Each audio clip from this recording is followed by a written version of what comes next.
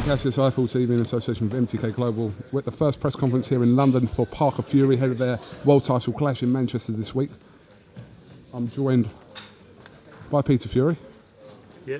Oh, that was rather eventful to say the least. I mean, I didn't even know who that was. I didn't know that was Dave Higgins that came there, who, like I said, he seemed like maybe he'd had a couple, I don't know. But did you have an idea that he was going to approach you and Huey like that in the middle of the press conference?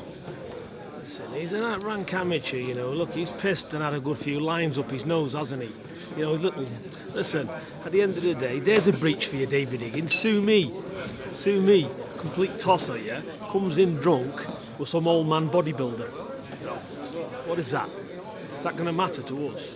Shows the amateurness of them, doesn't it?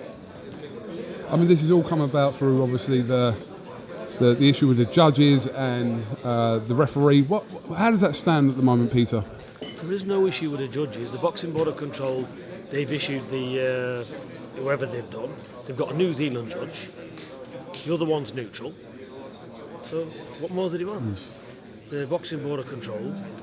I've got no influence on the Boxing Board of Control. How many times have we been up and been fined by the Boxing Board of Control? What's it to do with us? We've got no say on it whatsoever. That's up to the WBO and the Boxing Board of Control. We got no clout on that. And to say we have, how could we have? It's ridiculous. And the appointment of the referee, is that going to stay as it is? I believe they'll change it. They'll just change it around. They'll do something with it. But you know, if they appoint stuff, you know, both Mick Hennessy, he's wrote letters in as well. But it's up to the board to make that decision. Yeah.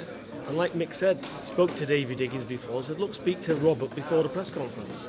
He took it into his own head, you know, to come in here. But look, the man's obviously pissed, isn't he, or something's wrong with him, so that's it. Shouldn't be drinking on the plane, it's too long a journey, isn't it? It's meant to go to your head, apparently. I think twice it as fast. Yeah. On to the thing that really matters this week. Your son fighting for his first world title in a huge opportunity in Manchester this week. And you believe the time has come. Huey will become heavyweight champion of the world. Yeah, I think it is his time.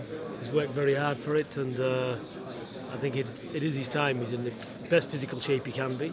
And ultimately, what it comes down to at this stage, the best man will win. He's fighting a live opponent in Parker. I've always said he's a good fighter. So it's going to be a good fight. Anything can happen in this fight. It's a genuine 50-50 fight. So, you know, I'm silently confident he can get the job done.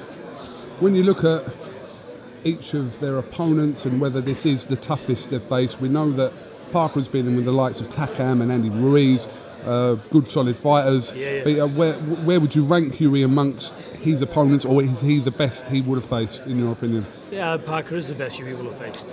You know, look at things as what they are. You know, he has fought good opponents in Ruiz and Takam, but you know, but they're the only real two he has faced, really, aren't they? Just give us a little update on how this camp's gone. Obviously, we've seen little snippets of little video snippets, but from your perspective, has there been any problems in camp, or has everything gone smooth running this time? There's always issues in camps, you know. They've got to do what they're told. You've got to bend them, and you've got to do this and do that to make them do the game plans and everything. But camp's gone very well, insofar as no injuries, no cuts. You know, he's come through, you know, doing 36 to 45 rounds a week, unscathed for the past 6 weeks. It takes a lot of doing. It takes a lot of toll on the body, you know. So to come through it with big heavyweights throwing bombs, you know, day in, day out, it's he's had a fantastic camp. What's the situation regarding if this even is a situation? Sorry, Peter. We saw Joseph Parker in David Hayes' gym recently.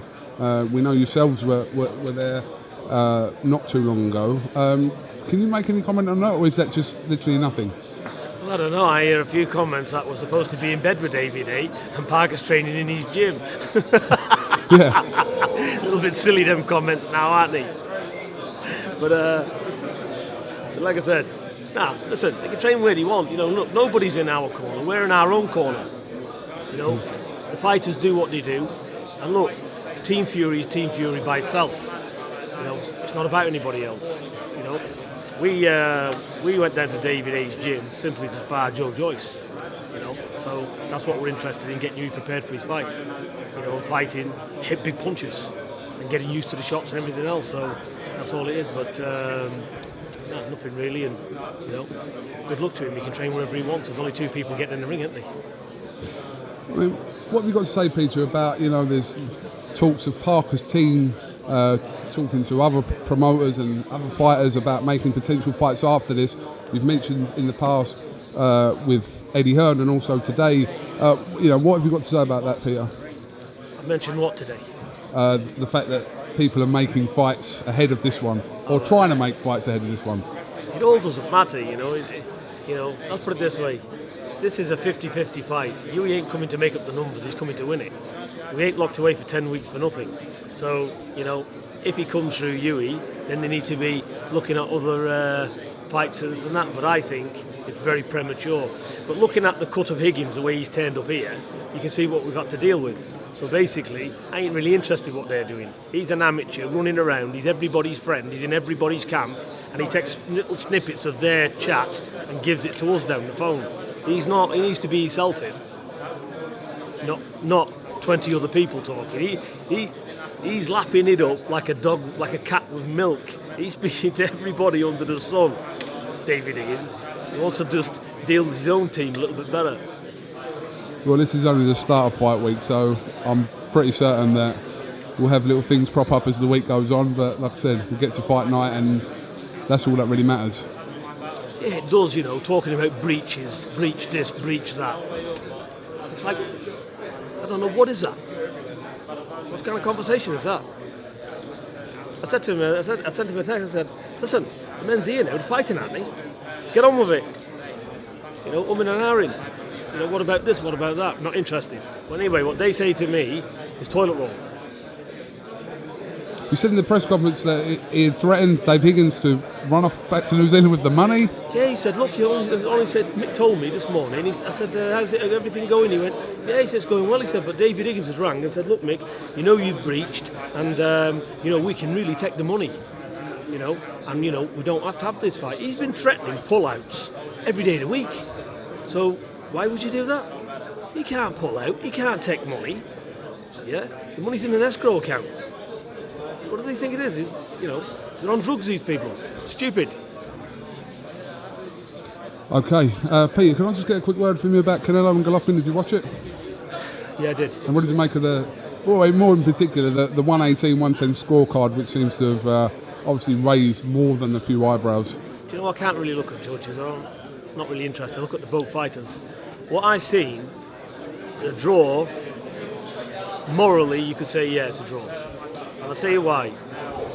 Golovkin brought tenacity and will and a fighting heart. He brought it all the way. But Canelo picked his shots and landed a lot of quality stuff. A lot of quality shots. Now, me, looking at it, I did like Canelo's work. I thought his shots was cleaner. You know, Triple G, big fan of him. But if you remember, if you go back to what I said before they boxed, I said the following. I said, if Triple G goes to knock Canelo out, I pick Canelo to win it. If he boxes Canelo, I pick Triple G to walk away with it on points. There ain't going to be a stoppage. So I wasn't far off the mark because Triple G brought it, and that was a mistake. You know, and I see the draw roughly what it is because it's all right bringing it and throwing all these shots, but look at the quality. And when Canelo opened up, crisp, sharp, uppercuts, hooks, everything, beautiful to watch. I thoroughly enjoyed the fight. I'm looking forward to the next one. Sure, there will be one. Yeah. Are we going to see Tyson here this week? Maybe, maybe not. Don't know. Okay. Well, we saw him the weekend anyway. Seemed in good spirits. That's the main thing. Hopefully we'll see him this week. Obviously, the talking aspect of this week's fight is the fact that it will be on YouTube pay-per-view. I mean, what are your thoughts on this? And you're entirely happy with the situation regarding this? I think it's great. There's too many promoters monopolising TV anyway. So this is a new lease of life for boxing. I think it's great. I think it's a great idea. You know, it's in America. It's all over the world. You know, it's a tenner. You know, so you know, I think it's very good. It depends. Look, a lot of it is how easy you can get onto it. You can watch it on the TV, smartphones, watch it on the move. But the main thing is, are they going to watch a proper boxing match, proper commentary, proper commentators in HD, no messing with that, some of it, you know? So it's very high quality. So you'll get exactly the same as what you get on any boxing match on television. So I think it's very good. I like it. Excited.